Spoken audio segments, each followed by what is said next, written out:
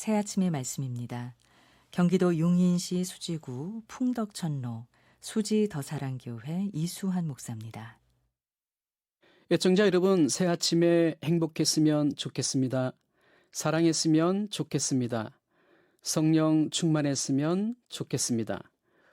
오늘은 이사야 1장 16절과 17절을 본문으로 예배라는 제목으로 말씀을 함께 나누겠습니다.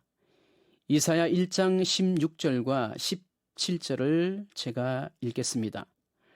너희는 스스로 씻으며 스스로 깨끗하게 하여 내 목전에서 너희 악한 행실을 버리고 행악을 그치고 선행을 배우며 정의를 구하며 학대받는 자를 도와주며 고아를 위하여 신원하며 가부를 위하여 변호하라 하셨느니라.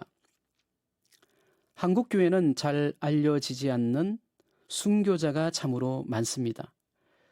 그중에 전남 영광의 한국 기독교를 대표하는 최고의 순교 성지가 염산교회입니다. 이 교회 성도들은 신앙을 지키다가 순교했습니다. 1950년 9월 28일은 공산당에 의해 잃었던 서울이 수복되던 날입니다. 이때 남한을 빠져나가지 못한 공산당은 염산교회 성도들 가운데 3분의 2에 해당하는 무려 77명을 총살했습니다. 성도들은 미처 피난도 못 가 숨어서 가정 예배를 드렸습니다. 당시 염산교회 김방호 목사는 그 죽음의 순간에도 울지 마라, 우리는 곧 천국에 간다라며 성도들을 위로했습니다. 가까스로 목숨을 건진 김방호 목사님의 아들 김익 전도사는 순교한 유가족과 교인들을 위로했습니다.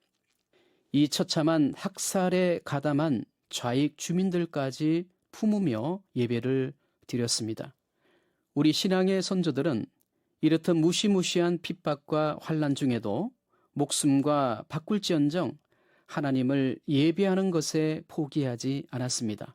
이것이 바로 예배의 본질과 핵심입니다. 하나님은 자신의 예배를 위해 인간을 만드셨습니다.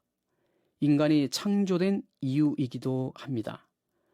모든 것에는 존재적 이유가 있습니다. 인간의 존재는 곧 전능하신 하나님, 하늘과 땅의 창조주를 예배하는 것입니다. 에덴 동산에서 하나님의 명령에 불순종한 결과가 어떻게 되었습니까? 인간은 죄를 범해 영광을 잃어버리고 타락했습니다. 빛이 인간의 마음속에서 사라졌습니다. 인간은 하나님을 예배하는 것을 멈췄습니다. 인간은 땅의 것들을 사랑하기 시작했습니다. 우리를 구원하기 위해 예수님의 생명을 내어주신 하나님께 그분의 거룩한 이름을 부르며 드리는 예배가 필요합니다. 예배란 거룩한 곳을 찾는 것이 아닙니다.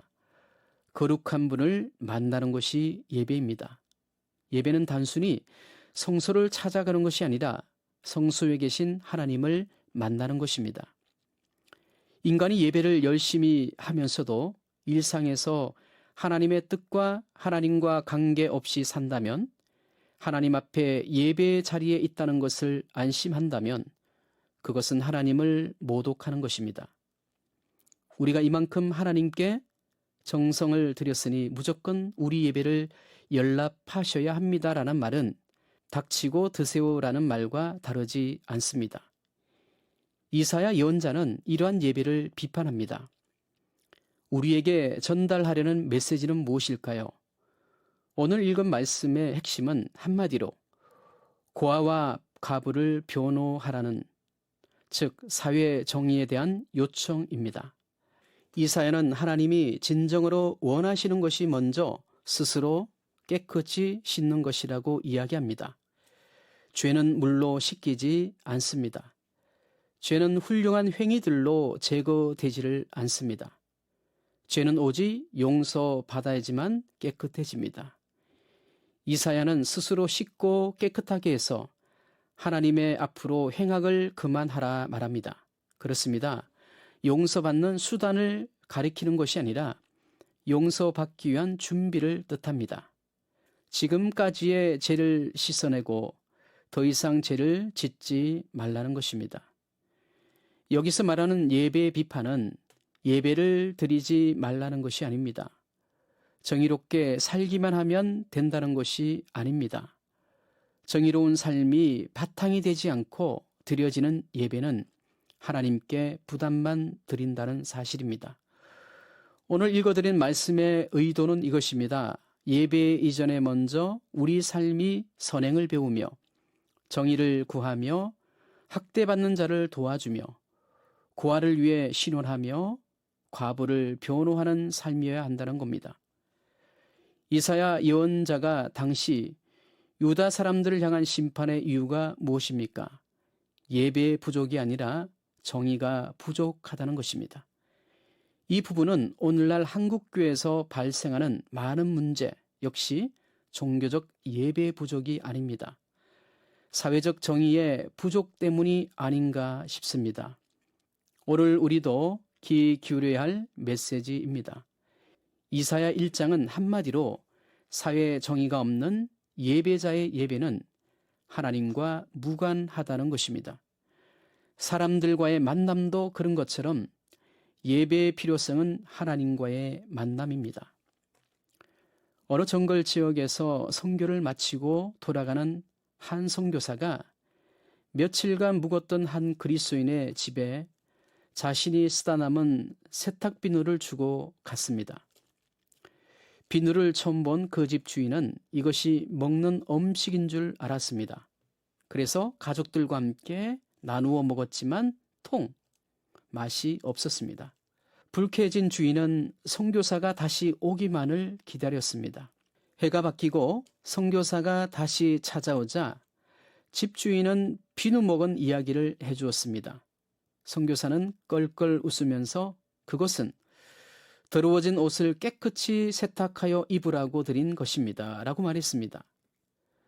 주인이 그것으로 더러워진 옷을 세탁하면 하얗게 되는 겁니까? 라고 묻자 선교사는 그렇습니다. 라고 대답을 했습니다. 그러자 집주인은 매우 기뻐하면서 춤을 추기 시작했습니다. 그래서 이번에는 선교사가 주인에게 물었습니다. 왜 그렇게 기뻐하는 겁니까? 그러자 주인이 대답했습니다. 그 비누를 우리 집 식구가 다 먹었습니다. 우리의 마음이 깨끗해졌을 것이 아닙니까? 그래서 나는 정말로 기쁩니다. 인간의 죄는 물로도 비누로도 씻을 수 없습니다. 오직 하나님의 어린 양 되시는 예수 그리스도의 피, 우리 주님이 십자가에서 흘려주신 보혈로만 정결케 됩니다. 이미 주님을 믿는 사람도 진리의 말씀으로 심령과 삶이 날마다 새롭게 될 수 있습니다. 예배를 통한 하나님과의 만남에 따라 인간은 행복의 질이 달라집니다. 일상의 예배는 거룩하다고 여겨지는 종교적인 모습을 갖출 때가 아닙니다. 일상에서 하나님의 말씀을 실천할 때 비로소 이루어지는 것입니다. 다시 예배다운 예배로 돌아가는 그리스도인은 장엄하고 온유하신 하나님을 세상에 보여주는 거울입니다. 예배자는 어떤 존재입니까? 교회 안에서 예배만 드리는 사람이 아닙니다. 세상으로 나가 도움이 필요한 사람들을 찾아내는 사람입니다. 도와주는 사람입니다. 선행을 배우며 정의를 구하는 사람입니다. 선행과 정의로 채워진 예배를 드리는 사람이 살아있는 예배자입니다. 약자들이 살아야 교회 예배가 삽니다. 우리 주변의 약자들이 치유되어야 우리의 예배가 회복됩니다. 그런 예배자가 살아야 이 땅에 하나님 나라를 한 평이라도 더 드러낼 수 있습니다. 그래서 이사야 1장에서 말하는 핵심 메시지는 선행과 정의로 예배를 채우라고 한마디로 정의할 수 있겠습니다. 참된 예배는 언제 시작될까요? 주일 예배 시간 축도를 마치고 비로소 시작됩니다. 애청자 여러분, 나의 삶이 예배가 되기를 소망합니다. 새아침의 말씀, 경기도 용인시 수지구 풍덕천로 수지더사랑교회 이수환 목사였습니다.